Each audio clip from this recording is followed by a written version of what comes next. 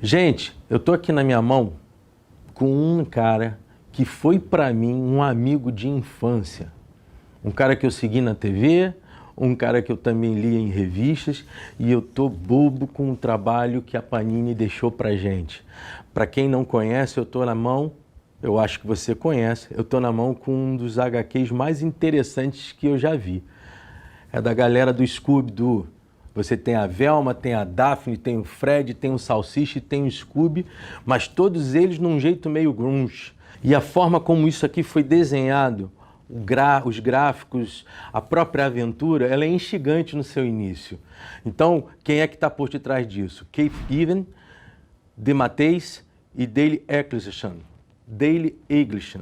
Sei lá qual é o nome, sobrenome desse cara, mas o que me interessa é falar um pouco do Scooby-Doo. O Scooby-Doo é um cara que surgiu pra gente em 1969. A ideia dele foi feita por Joe Ruby e Ken Spears. Agora eu queria mostrar para vocês um pouquinho esse gráfico. O primeiro capítulo é esse aqui. E, na verdade, ele é o primeiro de 6 livros pelo que eu comecei a ver junto à Panini. Aliás, essa experiência que a Panini está tendo com o Scooby-Doo não termina nele, não. Tem um outro cara muito meu amigo do tempo de infância, que são os Flintstones. Mas também não fica só nos Flintstones, não. Tem Johnny Quest e tem o Space Ghost. Quem é da minha idade sabe do que eu estou falando. E essas revistas estão sendo muito interessantes. Pelo que eu li aqui com relação ao Scooby propriamente dito, a história ela passa num caso que não tem nenhum farsante enganando ser qualquer tipo de fantasma ou lobisomem ou coisa do gênero, não. Acontece um trágico acidente. Acontece um trágico acidente numa fábrica onde a Velma trabalhava. Na verdade, ela não trabalhava, não. Os irmãos dela eram donos dessa indústria e ela era a cientista principal. E, na verdade, ela achava que estava fazendo um trabalho que salvaria a humanidade em relação a um monte de coisa, inclusive doenças perigosas. Mas o que acaba acontecendo é que há um acidente e todo mundo que está ali no meio daquilo se torna zumbi. Um monte de gente se tornando zumbi. É engraçado porque os gráficos, olha só, os gráficos são muito interessantes. E dá corpo, você vê aqui, olha o Salsicha parece um lenhador. Por que eu gosto dessas histórias? Por que eu gosto de HQ? O HQ, ele me ensinou a ler. De certa forma, a fantasia que está no HQ é a fantasia de toda criança. E todos nós temos um pouco de criança até hoje. Você tem as suas fantasias. Uma outra coisa interessante que eu vi é o detalhamento da história.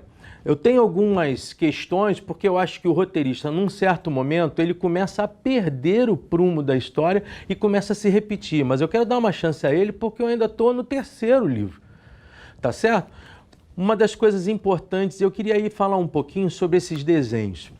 O Scooby-Doo, ele foi um cara que apareceu na minha vida, eu acordava aos domingos de manhã e às vezes não queria fazer nada e estava ele na minha frente. O Fred Flintstone aparecia para mim em vários programas que tinham em vários canais e ele não ficou parado num canal só.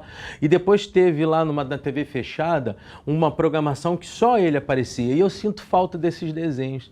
Eles têm dentro deles algumas coisas que eu acho que nos dias de hoje se perderam. Primeiro, que eles, apesar de eles serem aventuras, eles eram um pouquinho lento e fazia com que você prestasse melhor atenção. Outra coisa que eu acho interessantíssimo dentro da saga do Scooby-Doo é que, de certa forma, o bem sempre vence o mal. Nos parece uma certa mentira no dia a dia, mas eu costumo acreditar sempre que o bem deve vencer o mal. Eu sugiro a vocês que busquem esse livro, esses HQs aqui, eles estão lá na Panini. E o que é mais interessante é a DC ter angariado tudo aquilo que a história do Scooby-Doo tem e ter feito um acordo com a Hanna-Barbera para poder falar um pouquinho sobre um universo muito interessante que é o universo dos HQs. Aliás, os HQs estão em moda, né? O cinema está aí para levar uma legião de fãs de qualquer idade. O avô e o neto estão indo junto. Quem é que não deixou de ver agora os Avengers? Quem tem visto o pessoal da DC através do Batman, Super-Homem e por aí vai.